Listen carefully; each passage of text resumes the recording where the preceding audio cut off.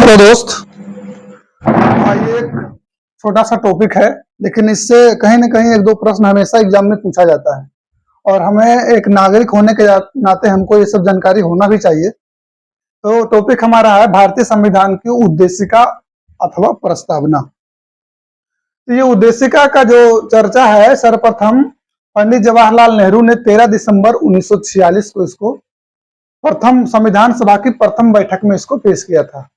वही बाद में आके हमारा प्रस्तावना बना, लेकिन उस समय प्रस्तावना पूरा पूरी ऐसा नहीं था। इसमें कुछ शब्द 42वें संविधान संशोधन 1976 में जोड़ा गया, उसके बाद ये स्वरूप बना इसका। ठीक है, तो पहला टॉपिक हो गया कि उद्देशिका जो है पंडित जवाहरलाल नेहरू के द्वारा 13 दिसंबर 1946 में ही पेश किया गया था। ठीक है, क्या है हमारा प्रस्तावना? प्रस्तावना में है, प्रथम शब्द से शुरू होता है हम भारत के लोग। तो एक क्वेश्चन यहां से भी आता है कि हमारा संविधान का सर्वोच्च ताकत किसमें बसता है? तो हमारा संविधान का सर्वोच्च ताकत किसमें है? भारत की जनता में है, भारत के लोग में है। तो वही है हम भारत के लोग। भारत को एक संपूर्ण प्रभुत्व संपन्न समाजवादी पंथ निरपेक्ष और लोकतांत्रात्मक गणराज्य बनाने के लिए तथा उसके समस्त नागरिकों को सामाजिक, आर्थिक और राजनीतिक न्याय, विचार, अभिव्यक्ति, विश्वास, धर्म और उपासना की स्वतंत्रता, प्रतिष्ठा और अवसर की समता प्राप्त करने के लिए तथा उन सब में व्यक्ति की गरिमा और राष्ट्र की एकता और अखंडता सुनिश्चित करने वाली बंधुता बढ़ाने के लिए दृढ़ संकल्प होकर अपनी इस संविधान सभा में आज तारीख 26 नवंबर 1949 ईस्वी मिति मास शीर्ष शुक्ल सप्तमी संवत 2006 विक्रमी को एतद द्वारा इस संविधान को अंगीकृत, अधिनियमित और आत्मर्पित करते हैं। ये इसमें लिखा गया है।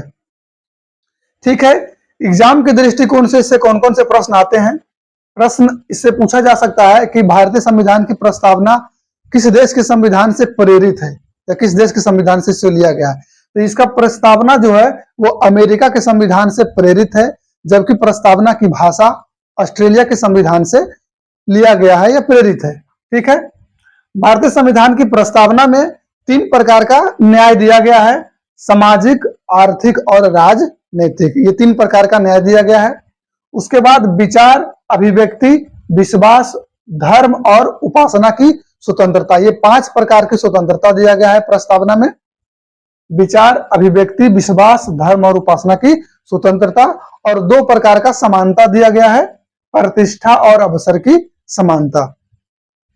हमारा संविधान जो लिखित सबसे बड़ा संविधान है, और ये लिखित संविधान होना का जो विचार है ये फ्रांस के संविधान से लिया गया है। और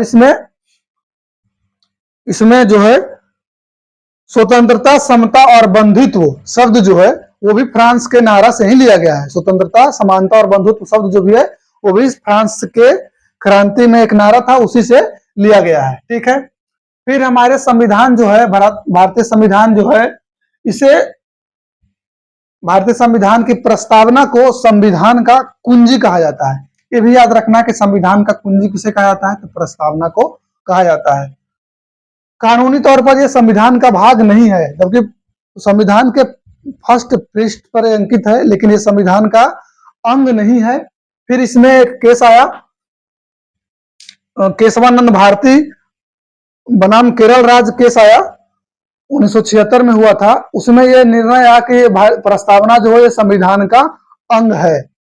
फिर इसमें आया था कि यह न्यायालय में परिवर्तनीय नहीं होगा।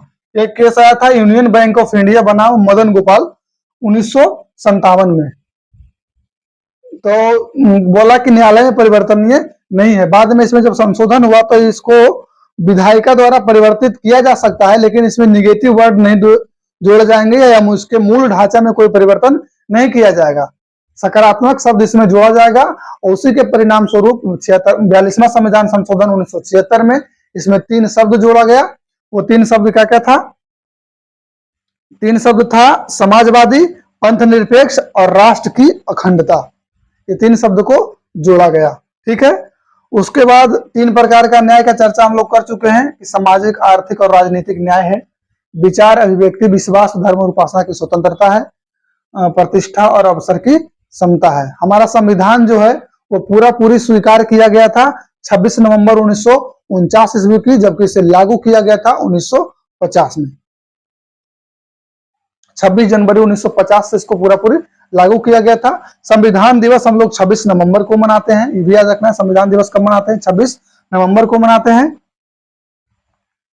तो ये हमारा था एक छोटा सा टॉपिक। आपको अच्छा लगा तो हमारे वीडियो को लाइक कीजिए, शेयर कीजिए। हमारे चैनल को पर आप यदि नए हैं तो सब्सक्राइब कीजिए, फॉलो कीजिए। वीडियो देखने के लिए आपका धन्यवाद।